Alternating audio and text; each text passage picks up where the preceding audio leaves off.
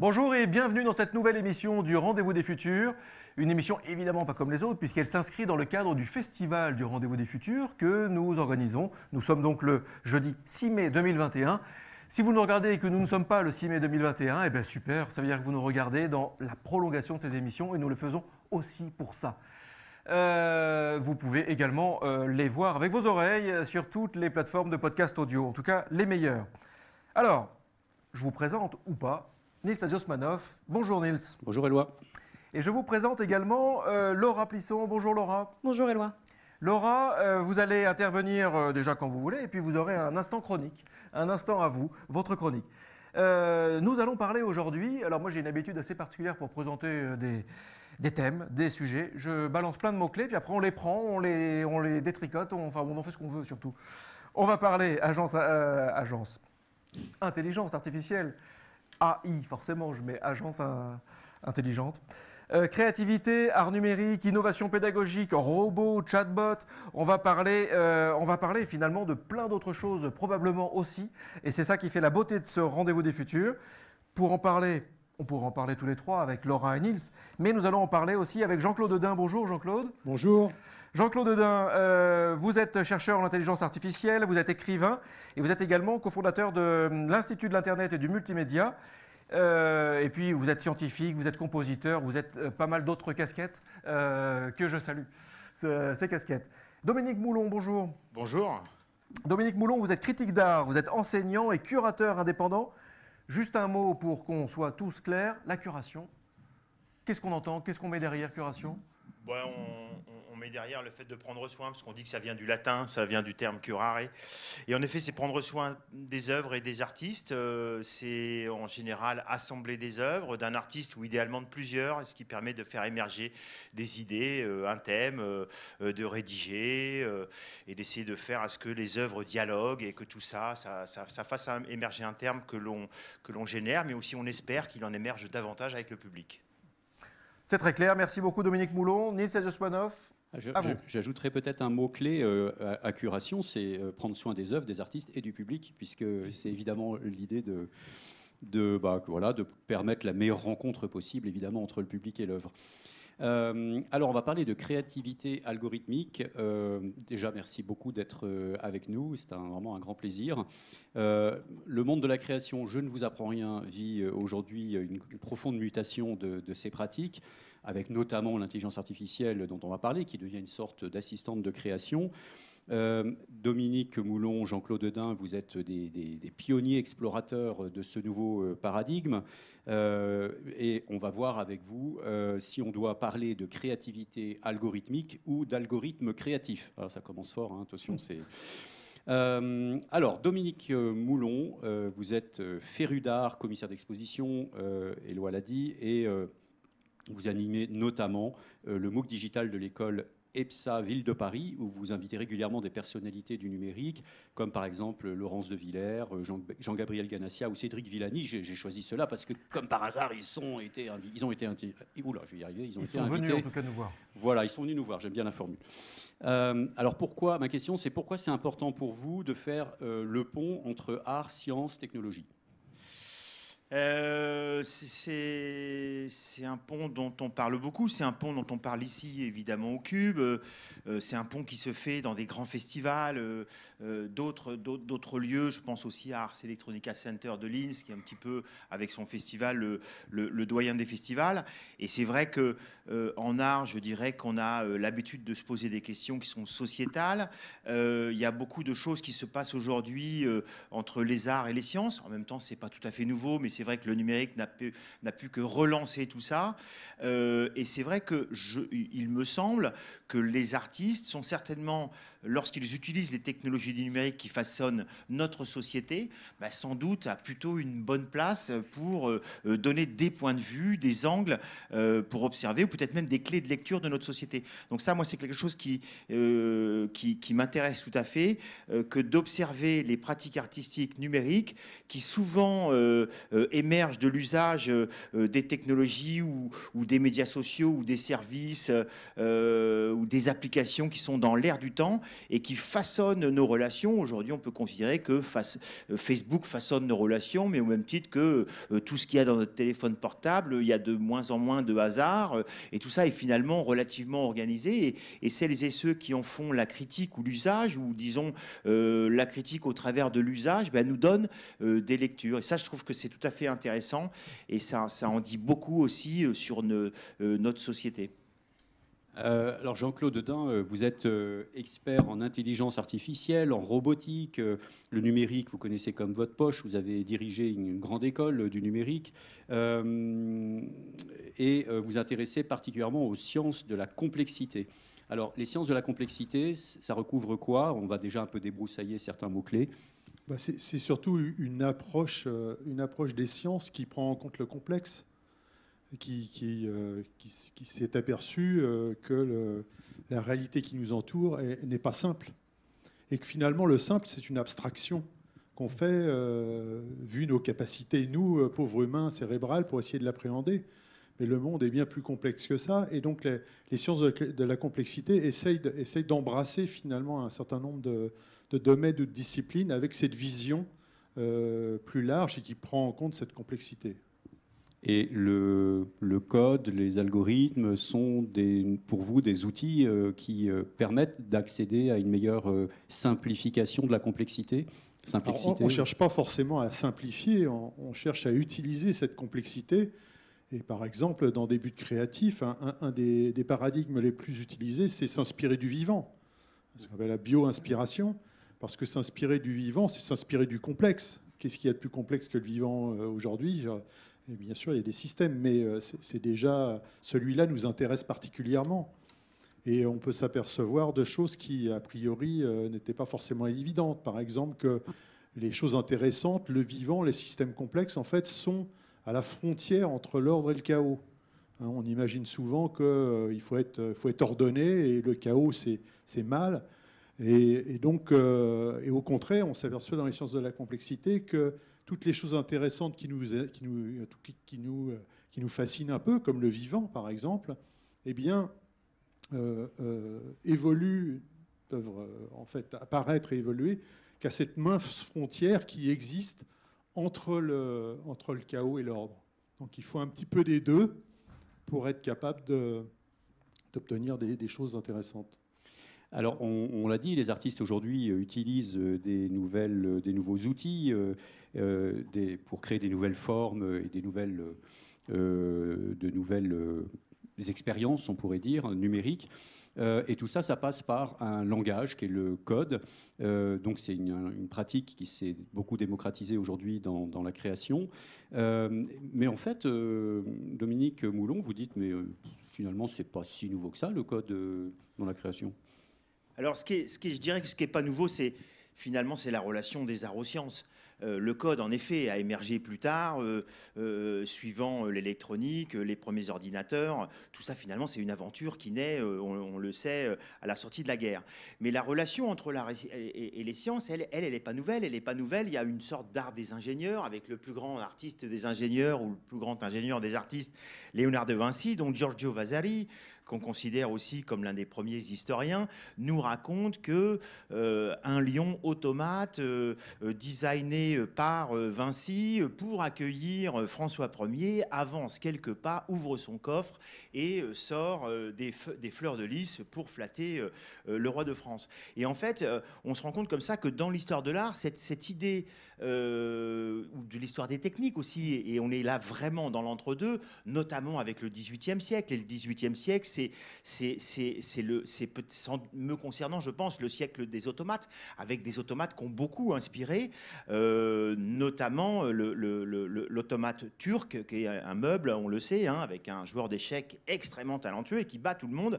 Et en fait, ce que n'a pas dit à l'époque, c'est le baron Kempelen au XVIIIe siècle, c'est qu'il y a à un joueur d'échecs qui est dissimulé, de petite taille ou peut-être sans jambes, qui joue très très bien aux échecs et qui bat les empereurs et les impératrices. Mais ça, ce qui est intéressant, c'est que c'est un fake, c'est une histoire. Moi, j'adore le storytelling, finalement, qui a beaucoup fait parler, qui fait encore parler. Et aujourd'hui, le Mechanical Turk, c'est aussi un service d'Amazon. Et on peut imaginer qu'au moment où Garry Kasparov est surpris par le mouvement, je crois que c'est le mouvement 36, qui a tout particulièrement surpris le plus grand joueur d'échecs du moment en 97, et qu'il perd contre une machine, et qu'à ce moment-là, il y a une sorte de bascule qui se fait dans l'imaginaire.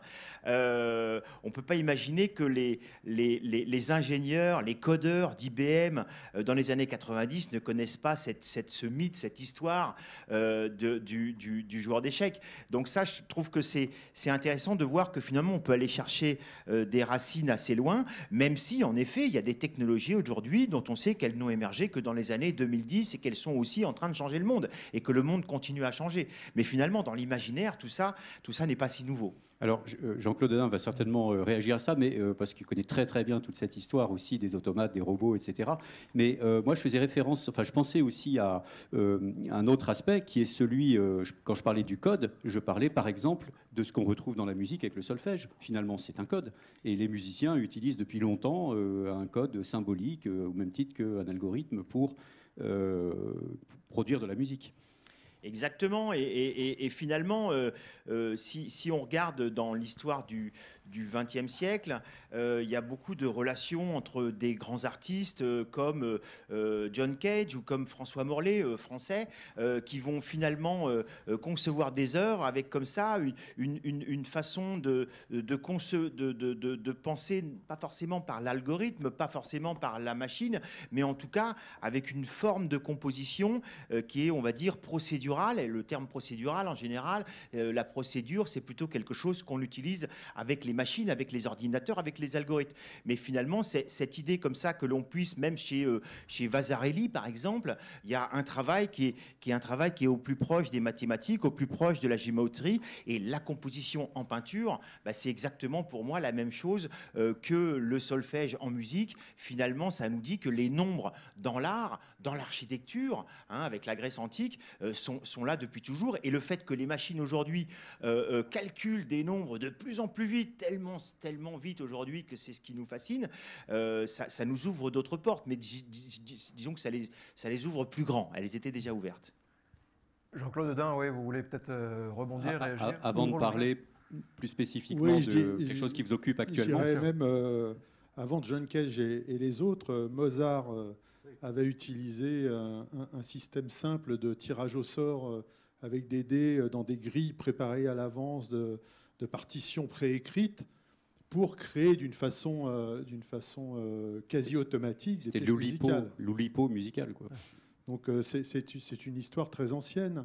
Si on remonte aux Grecs, les Grecs imaginaient effectivement la musique comme une discipline tournée sur les nombres, tournée sur aussi la relation à la nature. Donc on retrouve cette idée de bio-inspiration et de l'importance finalement des nombres et des chiffres dans donc, ce qui deviendra ensuite du code, comme vous l'appelez ici, bien plus tard. Alors, Jean-Claude Hedin, on l'a dit, vous avez un long parcours dans le numérique, dans la robotique, l'intelligence artificielle. Mais ce qu'on sait moins, c'est que vous êtes également musicien-compositeur et que vous créez en duo, je ne sais pas si la formule vous conviendra, vous créez en duo avec une intelligence artificielle. Est-ce que vous pouvez nous en dire plus ? C'est le projet d'intelligence artificielle sur lequel je travaille depuis 3 ans maintenant, donc qui me prend 120% de mon temps et qui allie en fait cette passion pour l'IA et celle de la musique, celle de la création au sens le plus large du terme. Et le mot duo n'est pas du tout usurpé parce que ça permet de mettre en pratique aussi, je dirais, une approche de l'intelligence artificielle particulière en collaboration qui cherche finalement à replacer l'humain au centre et à augmenter sa créativité, en l'occurrence, augmenter ses capacités d'une manière plus générale, plutôt que de le remplacer. Donc ça, ça fait partie de cette démarche-là qui est importante pour moi, montrer au travers des arts et de la musique que l'intelligence artificielle, c'est pas juste pour les marchés financiers ou pour faire des drones mais ça peut être utilisé d'une manière beaucoup plus sympathique pour augmenter notre créativité, et en l'occurrence dans le domaine musical. Elle vous assiste et elle vous stimule en même temps. C'est les deux qui se jouent. C'est-à-dire qu'à la fois, elle vous permet d'augmenter les capacités créatives, comme vous dites, et est-ce qu'il y a aussi, de manière réflexive, une sorte de stimulation qui Oui, joue, tout à fait. C'est-à-dire que le mot-clé, c'est augmentation de ma créativité. Aller sur des territoires que soit je n'aurais pas imaginé auparavant ou pas pensé, soit augmenter quasiment mes capacités en termes d'instrumentiste. Donc, je peux l'utiliser à la fois en phase de composition, hein, comme un outil, je dirais, qui va m'aider à imaginer et créer de nouvelles œuvres, soit carrément en performance, où là, je la laisse diriger finalement, parce qu'elle est beaucoup plus fiable que moi, elle est beaucoup moins sensible à ce qui se passe aux alentours. Elle va diriger la réalisation de la performance, un peu comme un chef d'orchestre, et je vais pouvoir interagir avec elle pour donner finalement la vie à cette œuvre qui est en train d'être jouée. Et elle est capable d'improviser dans des plages sur lesquelles je l'ai prévu. Et effectivement, ça donne des ouvertures.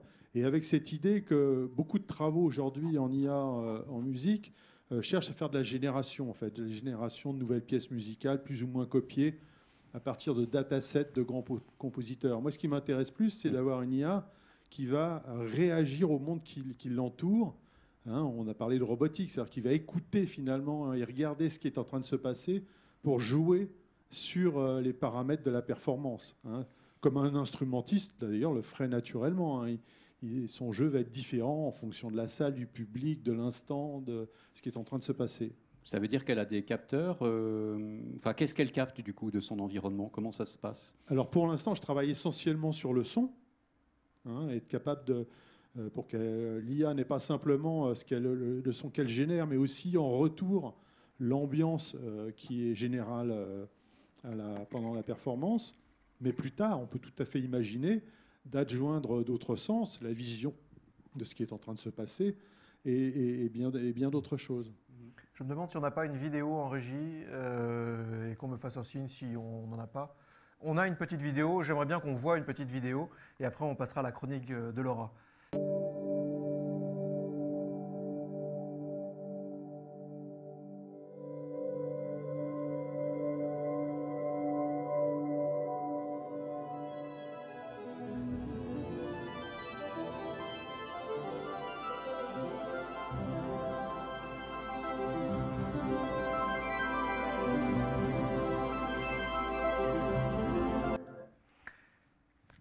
Voilà, alors on a vu quoi là, Jean-Claude Dedin? On a vu des pièces qui sont co-composées, on peut dire, avec Angelia, l'intelligence artificielle. La première utilise un algorithme qui est un automate cellulaire pour générer des séquences, parce que je suis persuadé qu'il ne faut pas être monotechnologie, donc utiliser les algorithmes, ceux pour quoi ils sont bons, enfin telle classe d'algorithmes pour ceux à quoi il est bon. Et dans le deuxième petit extrait, en fait, ça utilise un algorithme génétique tout à fait spécifique, créé pour l'occasion, et qui l'a entraîné avec un dataset, un ensemble de données qui viennent de Frédéric Chopin. Donc les mélomanes reconnaîtront d'ailleurs peut-être quelques brides mélodiques assez connues pour ceux qui sont des grands fanats de cet artiste. On va passer à la chronique de Laura. Laura, il y a un petit jingle juste avant, et après, tu peux parler.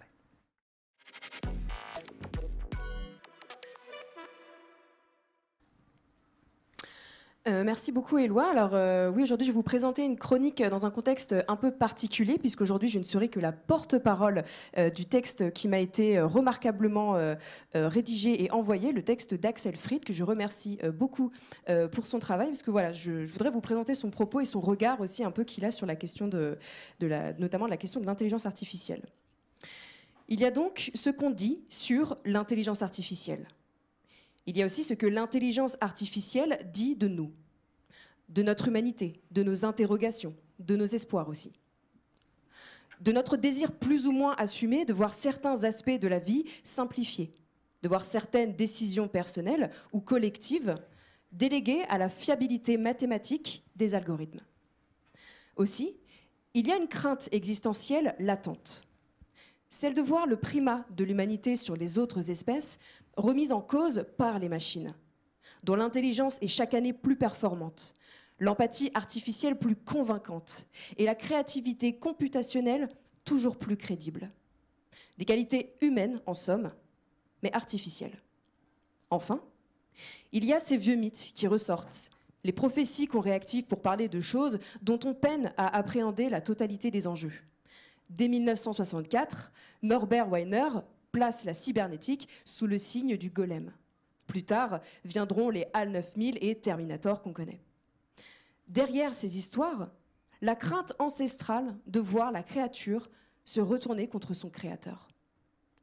Au milieu de cela, la grande majorité des indécis, des inexperts, pas vraiment iaphiles, pas complètement iaphobes, un peu curieux sous certains aspects, méfiants ou dubitatifs sur d'autres.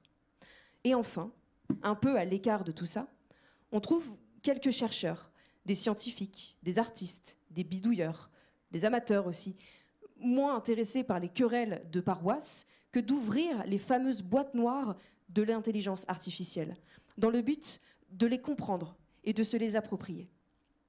Parce qu'au-delà des craintes et des mythes, c'est toujours un être humain qu'on retrouve derrière le programme.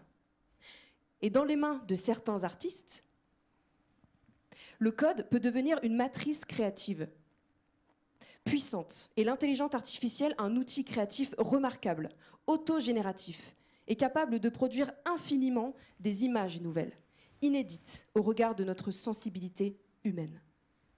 La manière dont les réseaux de neurones profonds se représentent le monde n'est pas encore parfaitement comprise par les scientifiques, et souvent, leurs résultats nous étonnent. L'enjeu pour les artistes est donc de s'approprier en partie la puissance exceptionnelle offerte par cette technologie, capable d'appréhender et de synthétiser le monde en donnant à voir d'étranges visions extra-humaines qui échappent le plus souvent à notre sensibilité. Au premier rang de ces explorations, on retrouve Mario Klingman. À l'occasion de la Biennale de Séoul, Mario Klingman a présenté une œuvre intitulée Uncanny Mirror. Uncanny Mirror, ou Miroir de l'étrange, est une installation interactive qui montre au visiteur son portrait quand il se regarde dedans. Sauf que ce portrait est simultanément composé du visage du visiteur ainsi que de tous les visages de tous les visiteurs qui se sont regardés dans le miroir avant lui. En l'absence de public, le miroir rêve et apprend, donne à voir des visages d'hommes et de femmes qui n'ont jamais existé et qui se succèdent inlassablement, laissant percevoir indistinctement ici une bouche et là une oreille. Le fait de se regarder dans l'Uncanny Mirror offre une expérience puissante et perturbante. Quand il se regarde dans l'Uncanny Mirror, le visiteur se voit regardé par une intelligence artificielle. C'est-à-dire qu'il se voit regardé par une entité créée par l'humanité, mais dotée d'une sensibilité et d'un regard sur le monde qui nous échappe tout à fait. Plus froidement, c'est aussi faire l'expérience du regard machinique. Pour la machine, votre visage, normalement dépositaire de l'intimité, de l'unicité, de l'humanité, n'est qu'un amas de données biométriques qui finiront rapidement par se fondre dans la masse grouillante de tous les visages dont l'intelligence artificielle s'est nourrie et qu'elle a déjà digéré. Un miroir donne toujours plus à voir qu'un simple reflet. À travers l'Uncanny Mirror, ce n'est pas tant notre propre visage que Mario Klingman nous invite à confronter, mais plutôt notre rapport à l'intelligence artificielle, tout à fait fascinant, perturbant et vertigineux.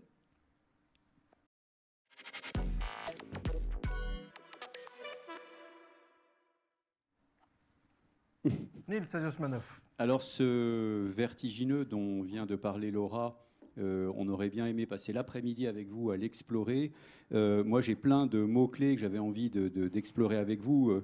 On voit qu'on est passé depuis les années 60 d'un glissement de l'art cinétique vers l'art génératif, qui est devenu interactif, qui est devenu comportemental avec l'intelligence artificielle, qui est devenu participatif. Et il y a certainement encore plein de mots à rajouter parce qu'on est dans une accélération exponentielle des technosciences. Donc, comme il ne reste pas beaucoup de temps, j'ai envie de vous demander à tous les deux quelle est votre vision de l'art du futur, de la créativité du futur, de la création du futur. Mettez le mot que vous voulez, parce que je sais que voilà, il y a tout un tas de débats sur ce qu'on appelle art numérique ou etc. Mais en tout cas, voilà, l'art du futur, pour prendre un raccourci, comment chacun de vous le perçoit. Vous imaginez quoi dans 20 ans, 30 ans, faire un peu de prospective. Dominique Moulon, Dominique peut-être. Moulon, oui. C'est toujours difficile d'envisager le futur. Mais peut-être on peut commencer à imaginer le futur en regardant ce qui se passe exactement maintenant. Et moi, je trouve qu'il y a une forme qui est actuellement très intéressante, une forme artistique qui vient de nouveaux algorithmes qui sont les célèbres GAN pour Generative Adversarial Network, avec des gigantesques datasets évoqués par Jean-Claude tout à l'heure, qui sont calculés, recalculés. Il donnait l'exemple tout à l'heure d'avoir... Pardon, c'est des réseaux antagonistes qui se tapent la compétition entre eux, c'est ça? Voilà, c'est ça. En fait, il y a à l'origine une gigantesque base de données, et c'est ça qui a donné... On parle souvent pour l'intelligence artificielle de temps fort et d'hiver, de l'IA, quand on est un peu déçu, et ça revient. Et actuellement, on est dans un temps fort qui laisse espérer des heures exceptionnelles. Il y en a déjà quelques-unes, et le plus beau est à venir, je pense. Et avec ces réseaux, en fait, il y en a un qui calcule des images en ayant vu tous les Rembrandt, en ayant écouté tous les Chopin, ou en ayant, etc. Et l'autre qui enquête et qui regarde et qui va répondre si en effet c'est viable ou pas viable, ça ressemble pas, ça existe ou ça n'existe pas. Et ça, c'est très intéressant parce que ça a émergé il y a juste quelques années. Je crois que les premiers GAN, c'est 2014 à peu près, je crois. Même avant, un petit peu avant, mais bon, ils sont... Ouais. Et en même temps, ces dernières années, il y a eu beaucoup d'œuvres qui ont été faites avec des grands artistes qui viennent du numérique, qui viennent de l'art contemporain. Actuellement, il y a Grégory Chatansky qui s'en sert beaucoup. Et il y a aussi... Réfik Anadol. Réfik Anadol. Il y a aussi Pierre Huyghe dans le champ de l'art contemporain avec une très très belle pièce il y a quelques années qui a été montrée à la Serpentine. Et c'est vrai que c'est une esthétique qui est assez récente, qui est une esthétique de force de proposition, de transition infinie avec sa part de flou, où on comprend en effet que la machine invente des images qui n'existaient pas. Et ça, c'est vrai que c'est assez fascinant. Et en même temps, je trouve que ce qui fascine, et ça a été dit un petit peu tout à l'heure aussi, c'est que l'intelligence, c'était écrit aussi dans le texte que tu as lu, c'est que l'intelligence artificielle, à la fois pour un certain nombre d'artistes, c'est le sujet. Je pense d'ailleurs que c'est le sujet par excellence sociétal. C'est aussi beaucoup le sujet, évidemment, d'auteurs de science-fiction depuis longtemps, mais aujourd'hui d'artistes du fait de l'usage de ces GAN. Et c'est aussi l'outil. Alors, il y a des artistes qui vont l'utiliser en termes d'outils et sujets, d'autres l'un, d'autres l'autre. Et en effet, là, je trouve qu'il y a une esthétique qui pointe, qui est tout à fait intéressante. Et puis, je dirais juste aussi à valeur de conclusion que dans ces questions des algorithmes, il y a quelque chose qui vient de poindre aussi, qui est tout neuf, qui est les fameux NFT, Non-Fungible Token, c'est-à-dire ces certificats d'authenticité. Finalement, ce ne sont au départ que des algorithmes qui servent au travers de la blockchain à faire des monnaies. Aujourd'hui, on y associe des certificats d'authenticité. Alors, si je parle de ça, c'est parce que c'est deux choses qui viennent d'émerger, qui sont en train vraiment de marquer le temps. Et je pense que la meilleure façon peut-être de parler du futur, c'est de regarder ce qui est en train d'émerger aujourd'hui, sachant qu'on en est pour les œuvres de GAN qu'au début, que ce soit du son, de l'image et autres, d'ailleurs de sculpture, même avec la fabrication 3D, comme avec les NFT, ça va retomber, ça va revenir, mais la blockchain est aussi, en termes d'algorithme, en train de changer le monde, puisqu'elle change l'argent, elle change la décision. Moi, je vais faire une exposition qui va s'articuler autour de la question de la décision, et je conclurai en disant qu'aujourd'hui, on doit prendre de bonnes décisions par rapport à l'usage de l'IA, et aussi dans la mesure où les artistes souvent sont là, comme les auteurs de science-fiction il y a 50 ans déjà, pour nous alerter sur des futurs possibles et des futurs qui sont à construire. Jean-Claude Audin, pour finir et pour reprendre les... Le futur. Toujours changeant est le futur, disait mon vieil ami Yoda. Il y en a un qui suit. Donc, je voyais pas bien, j'essayais. Je ne vais pas répéter ce qui a été dit, ça paraît à peu près clair. On est évidemment dans une période de floraison en termes d'algorithmes et d'utilisation de ces algorithmes aujourd'hui. Je pense que je vais plutôt insister sur le... Et c'est pas fini, on a plein de challenges. Hein. Les émotions, c'est un grand challenge aujourd'hui. une manière que ces réseaux apprennent de façon beaucoup plus naturelle, avec beaucoup moins de données. C'est aussi un grand challenge de la recherche actuelle. Mais d'une manière générale, leur utilisation va dans le sens, dans les années qui viennent, d'une démocratisation, en particulier dans le domaine artistique. On va voir arriver des nouveaux outils qui vont aider les gens à être plus créatifs dans tous les secteurs artistiques. Et ça c'est plutôt bien. Et je voudrais conclure en disant que ce n'est pas du tout au détriment de l'auteur, parce qu'on se pose souvent la question, ah oui, mais l'IA va faire disparaître les musiciens, va faire disparaître les artistes, et blabla. Et blabla. Non, l'auteur devra toujours être au cœur de cette situation, parce qu'il ne faut pas oublier, même si on projette, comme il a été dit, beaucoup de choses et de nos fantasmes sur ces machines, puisque quelque part elles nous ressemblent un peu, eh bien, ce ne sont que des machines. Elles ne ressentent rien. Elles n'ont pas le vécu qu'on a, nous, et le rapport au monde qu'on a. Donc là, l'auteur, son intention artistique sont encore irremplaçables, et pour de très nombreuses années, certainement. On sent effectivement qu'on aurait pu aussi passer l'après-midi ensemble à ouvrir un tas de fenêtres, à essayer de les fermer, sans jamais réussir vraiment à les fermer. Merci beaucoup Jean-Claude Audin, merci Dominique Moulon, Laura Plisson, merci beaucoup. Nitze Osmanov, je vous remercie. Et je remercie également les coproducteurs de cette émission, JD Carré, Triple C, Le Cube. Vous pouvez retrouver cette émission en vidéo et en audio sur toutes les meilleures plateformes de podcast audio. Et puis bien sûr, si vous en avez vraiment l'envie, eh bien, aimez, commentez et ensemble, partageons le changement.